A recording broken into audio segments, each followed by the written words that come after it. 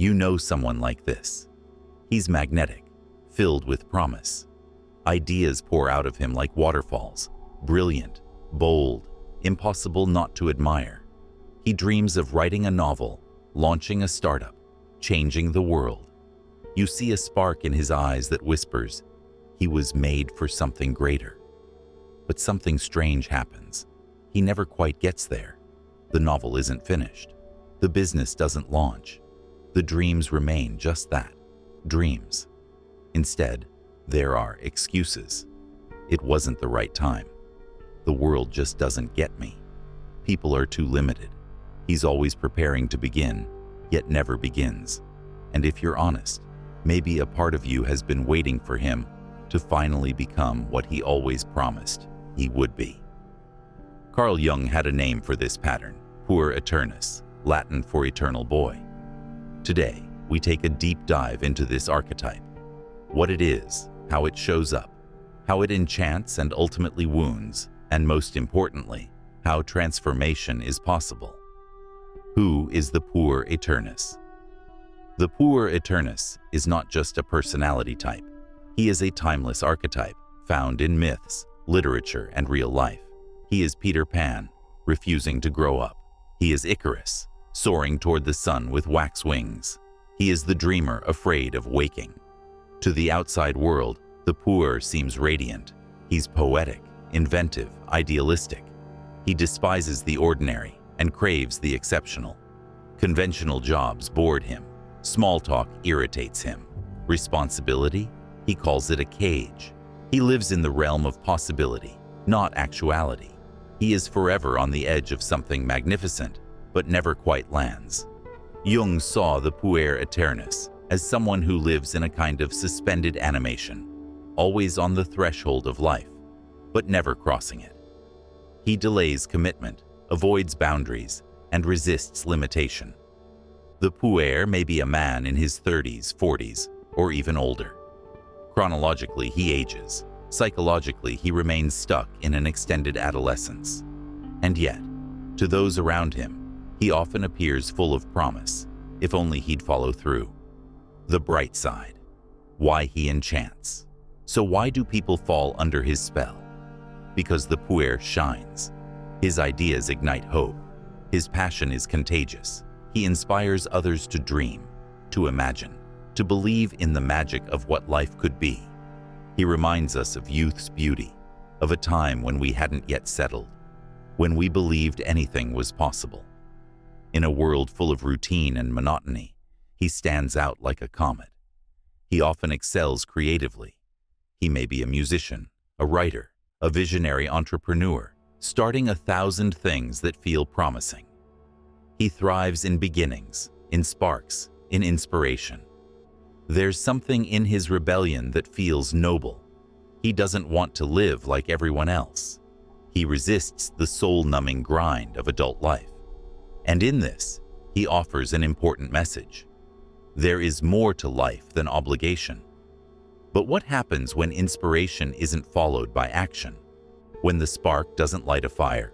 When the dreamer becomes unreachable? That's when the shadow arrives. The shadow side, escape disguised as freedom.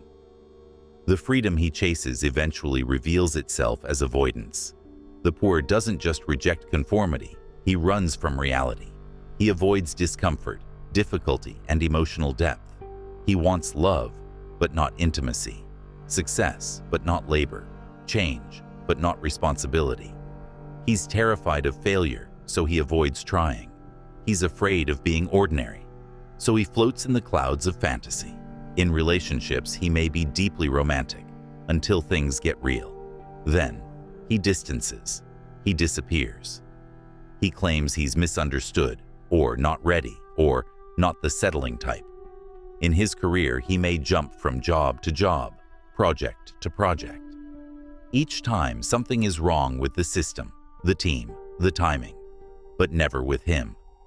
He speaks of authenticity, but lives in denial. He wants to be seen as special, but cannot tolerate being seen in his weakness. And here's the hardest truth. He is not free. He is stuck. Not by others, not by society, but by his own fear. Here's, for example, the story of Elias. Let's imagine a man named Elias. Elias was the kind of person you couldn't help but be drawn to. He had a way of talking about life that made you feel everything was possible. He had notebooks filled with film scripts, a laptop full of half-written novels, and endless folders of startup ideas. He would stay up late into the night talking philosophy, music, politics, always connecting the dots in imaginative ways. He told his friends he was building something amazing, and they believed him. But years went by. The script was never finished. The company never launched. The relationships he began always ended the same way, just as the other person started expecting something real. Elias retreated. He always had a reason. The project didn't feel right. The timing was off. The partner didn't understand his depth. Behind all the charm was fear. Fear of committing, of failing, of being exposed as ordinary. Eventually, even his closest friends began to pull away. They were tired. Tired of cheering for someone who never crossed the starting line. Tired of watching brilliance go to waste. Elias wasn't a bad person, but he was trapped in a loop of perpetual potential, and no one could save him but himself. The damage to self and others. Being close to the puer can be both thrilling and exhausting. Consider a young woman named Clara who dated someone like this. At first, she was captivated by his charm, his vision, his spontaneity. He made her feel alive, like they were writing a love story no one else could understand. But soon, she began to notice the cracks. He was always late, sometimes by hours. He'd forget their plans or cancel them last minute, lost in some new pursuit. She'd find herself making excuses to friends and family, covering for his forgetfulness and volatility. He said he loved her, but never took real steps forward, never introduced her to his parents, never made future plans beyond the weekend. Over time, Clara started feeling like she was alone in the relationship, like she was loving someone who only showed up when it was convenient. And still she stayed, for a while, because when he was present, it was electric. But she couldn't build a life on moments. Eventually, she had to walk away. The puer's damage is often subtle at first. Missed deadlines, broken promises, emotional absence. But it builds. It creates a life without structure, full of lost potential. And in the end, it breaks not only the puer's spirit, but the people who tried to love him. The root causes, the symbolic mother. Let's take a look at the roots. Meet Adrian. Growing up, Adrian had a mother who loved him deeply, but perhaps too much. She did everything for him, packed his school bag, did his homework, even argued with teachers when he got a bad grade. She told him he was destined for greatness, that the world didn't deserve his genius. She meant well, of course, but she shielded him from failure, from struggle, from consequence. As a grown man, Adrian still struggles to make his own decisions. When he fails, he crumbles. When something gets hard, he looks for someone to fix it. In his romantic relationships, he subconsciously seeks another mother, someone who will care for him, expect little, and never challenge his freedom. This dynamic is more common than we think. Sometimes the mother is a real parent. Other times, it's a partner, a sibling, even society itself. The result is the same: a boy who never becomes a man, who lives in emotional dependency, who craves validation but fears responsibility. Breaking free requires more than rebellion. It requires cutting the psychic umbilical cord and stepping into the unknown. It means choosing growth over comfort, autonomy over indulgence, reality over fantasy, the path to wholeness.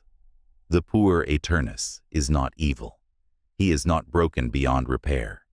He represents a beautiful part of the psyche, youthful energy, imagination, rebellion against dead systems. But left unchecked, this part becomes tyrannical. Jung believed that psychological growth happens when we integrate, not destroy, our inner child. The puer must learn to descend from the sky, plant roots, face discomfort, and choose growth. He must embrace limitation, not as failure, but as the gateway to meaning. Commitment, after all, is not imprisonment. It's where depth begins. Real transformation begins with facing the shadow, acknowledging what we avoid, taking responsibility, choosing again and again to grow. This is not a one-time act. It's a lifelong path, but it's the only path that leads to a life truly lived. Conclusion. The eternal boy and you. Maybe you know someone like this. Maybe you are someone like this. If so, this is not a condemnation. It's an invitation.